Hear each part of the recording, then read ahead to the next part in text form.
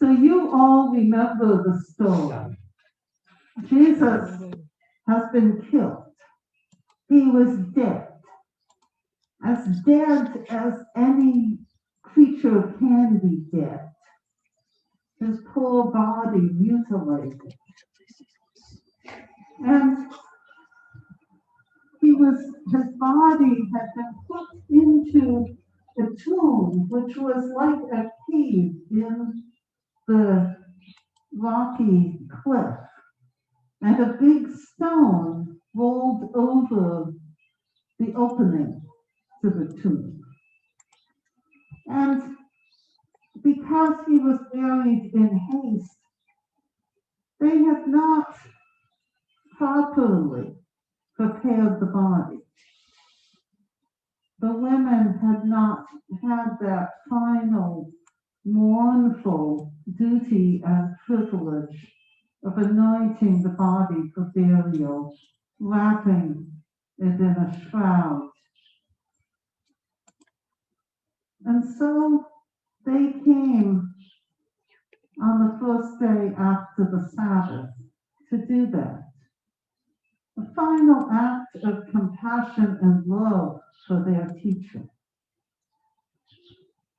Now, you all know that when something is dead, it stays where you put it. You know, you probably have lost a pet.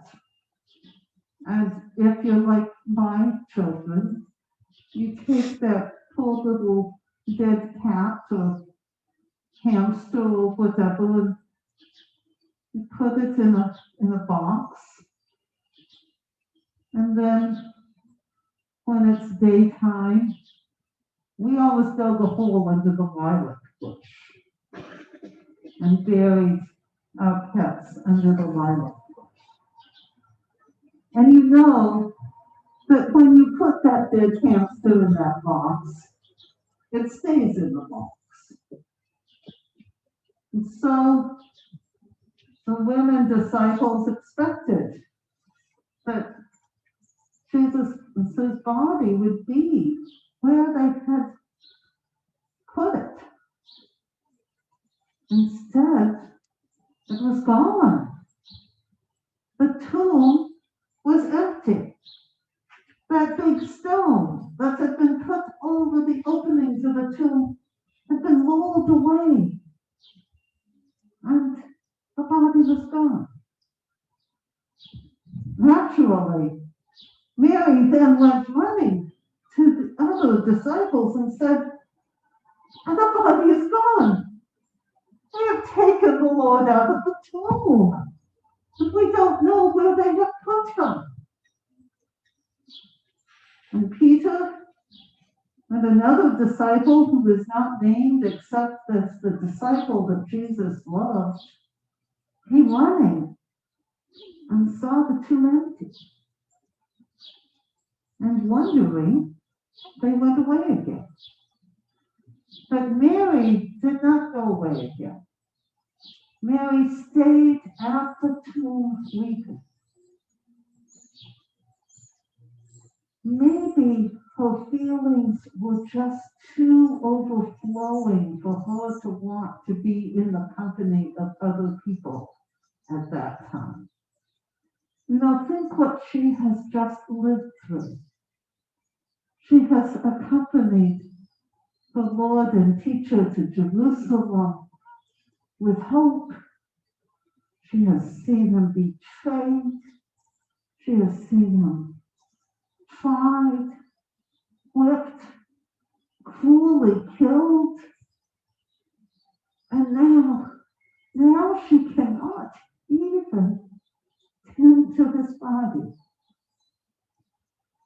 And her feelings are just too much. She has to stay by herself where she can weep. And it is to this disciple, the one who is letting herself feel that grief, that Jesus then shows himself. I don't think this is just a coincidence? Is it not when we are authentically feeling our own emotions that we are capable of encountering Jesus? It's not when we are just acting out of idle curiosity. It's not when we are challenging God to reveal yourself if you're real. It's when we are fully inhabiting ourselves and not putting a barrier between ourselves and God. And so Jesus is there. And Mary turned around and saw Jesus standing there. But she didn't recognize him. Is this not a little odd? The resurrected Jesus evidently did not look the same as the pre-resurrection Jesus. So Jesus asks Mary, why are you weeping? Whom are you looking for? And she thinks he's the gardener. And she says, if you have carried him away, tell me where you have laid him. And then Jesus said to her, Mary. And that's when she recognized him. I think that what is described as Jesus saying her name must have been actually one of those experiences of theophany that are not really capable of being captured in words. Because if it had simply been her name, and she thought he was the gardener, would it not have been the natural thing to just say, so how do you know my name? Instead, at that time, Mary recognized him.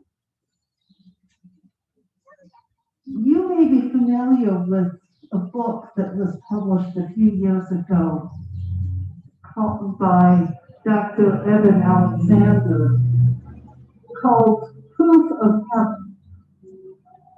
It's sort of an extraordinary book. It's by a neurosurgeon who was basically brain dead for days, and who, during the time that the EKG was showing no signs of brain function, had an extraordinary encounter with heaven, with God. And he describes having been met by a being who sometimes appeared as a girl and sometimes appeared as a glowing orb, and who communicated without words. And he says that to put words on the message that he received, it would be in 3 parts, the first of which was, you are loved. He felt totally known and totally loved. And I think that's what Mary experienced with Jesus. That what we are told was his saying her name was his saying her name in such a way that she knew herself to be totally known. She knew herself to be totally loved. And she knew Jesus to be alive. It was a gift to Mary and a gift to all of us. Because this testifies to us that this world that we experience in our oh so mortal body is just a part of a universe which is surrounded and sustained and created by a God of infinite compassion and love. That each one of us is known and loved by a being who cannot be killed. That as Jesus has gone to the Father, he has gone to prepare a place for also us. And then in that place, we will know directly what we now see through a glass darkness. We will be told directly what we now believe by the testimony of Jesus and Mary and the disciples.